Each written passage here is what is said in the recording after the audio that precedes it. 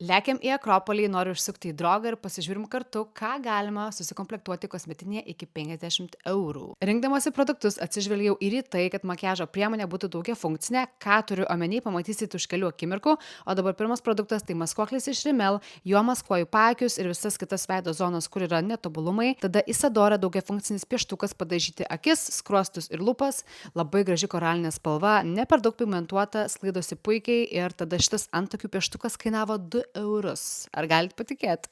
Su juo ne tik paryškinu antakius, bet ir pasidarau akių pravedimą. Tada Essence, vienas populiariausių tušų.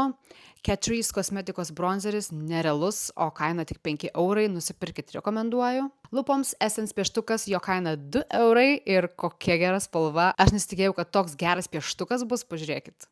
Ir užbaigiu makiažą su Isadora tuo skaistalu, patepu ant lūpų ir pažiūrėkit patys, kaip gerai atrodo lūpos, tiesiog max.